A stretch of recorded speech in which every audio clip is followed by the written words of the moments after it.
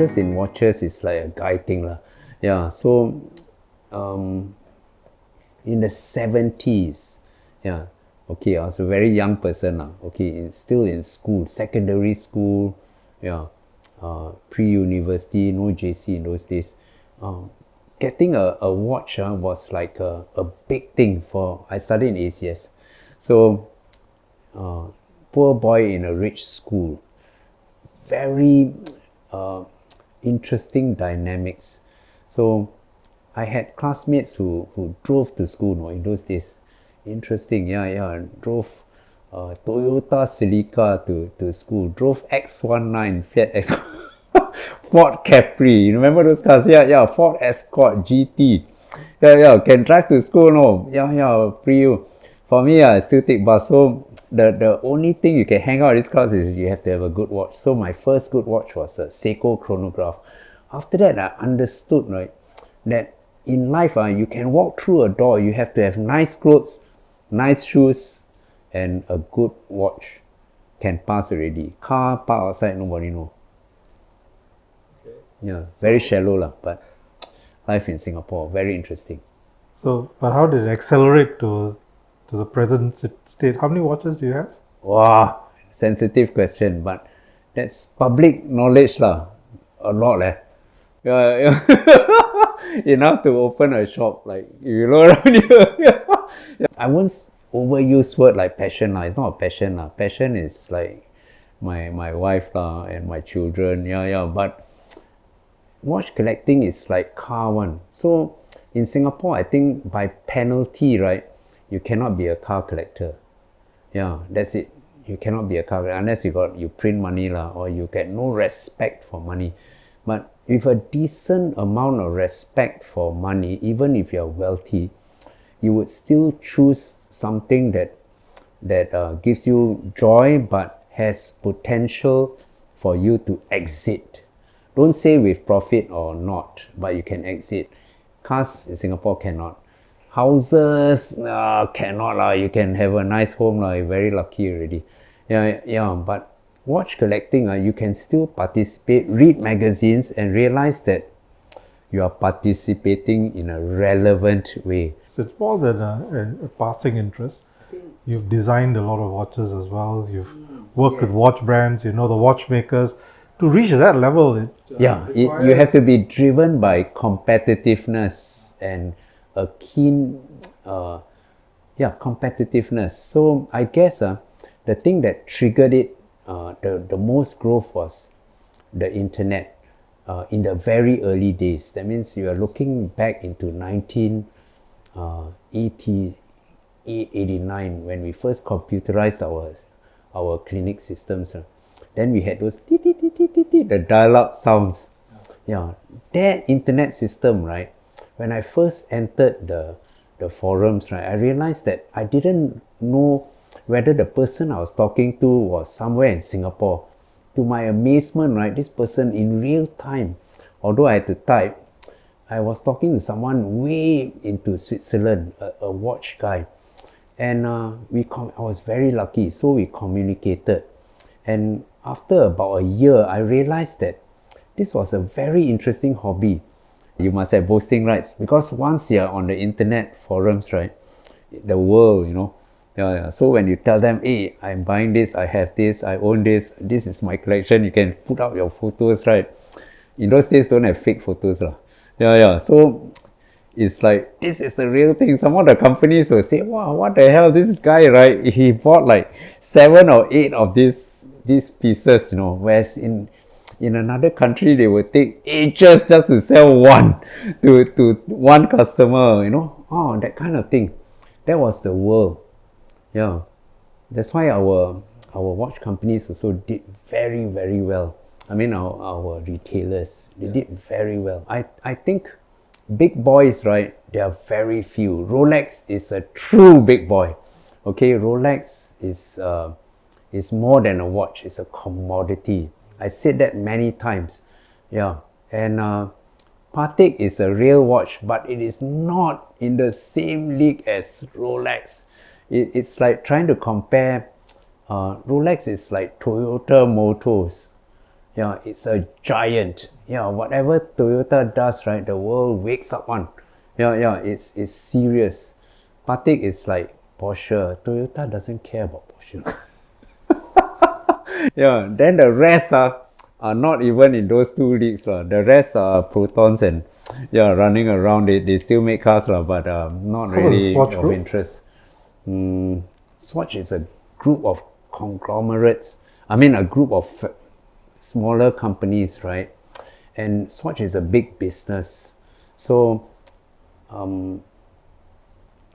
would say no, not in the same watchmaking. Yeah, to the customer, right? This will not matter. A lot of brands like lump together, right? And they are big lah. But even that, it would struggle Cat against Group, maybe. Rolex. Was that one of the first few watches that you collected, a Rolex? Rolex, no lah. Yeah, you see, and the good thing about Rolex is that when you want to collect Rolex, you have to think about okay, in a competition, right? You really have to think about how people would collect it. It's a no-win. You cannot win at collecting Rolex one. Yeah, there's hardly anything that money cannot buy. Yeah. If you're into Rolex, it's about money. If you're Patek, it's about money. But if you're into watch collecting, you have to think about, do you have an interesting watch collection that nobody can beat you? And if you were to post it up online, right, and people will see it, right, they'll just say, okay lah, game over. Yeah, it's like that. Even if you have money, you will struggle to push into this region. Yeah. I think today, even online, right, when I look at especially the Americans who are on YouTube, okay, they would find it hard to even come to my collection. Yeah. I think a lot of people hate me for saying it, but never mind. That's a good thing about being the silver generation, right? This is a sample of how to start collecting in a way that, or to pursue anything in life to a satisfying level. Okay, number one is you have to have sort of a safety net, right? So when you look at the things you're about to buy, right, make sure that you don't overspend, and you can at the same time buy things that are just beautiful. You have to develop a certain eye and buy things that you think people sure want to look at it. Just imagine as cars lah. If you have a car collection, if you tell people, look, I have a Porsche at home, nobody want to come to your house to look at it. They just say you got a lot of money, that's it. If you have a Ferrari, but if you have an old Caterham, or one of those funny things, right, it's very nice. You have a dune buggy, right, a old Caterham, Kao Liao, not much money, cheaper than your brand new Kia, cheaper, but hey, you want to see or not? Definitely people come to your house, right? Then I bring you for a ride. I can drive the dune buggy, go around Orchard Road. It's fun. Okay, these are all dune buggies. And Caterham or Morgan. The watches you have, do you trade them or do you just buy and keep? Okay, it depends on the stage you're looking at. Like when in my early days, I couldn't trade them. I would like to trade them. That's why I ended up with so many watches. But I realized that, okay, I took a gamble. I cannot realize it. I took a gamble that whatever I buy in the 1990s, 2006, all the way to 2012, right? Whatever I bought in those years, right? I gambled that I can liquidate if I needed to, right? In 2019, in the COVID years, I didn't need to. Some of them I could liquidate because I was a bit scared. I was holding too much inventory. So I would liquidate a few, but I still have most of my watches. In the later stages, I could trade because the values went up a lot. But if you ask me to trade earlier, right, I would have been hesitant. But if need money, you can trade. So how much do you think, in terms of percentages, your collection has appreciated in value? I dare say break even to anything from worst case scenario is don't lose money, break even, to a good case scenario, some of them can make enough to exchange for a few nice property in Singapore. So you worked with some of the watchmakers, right?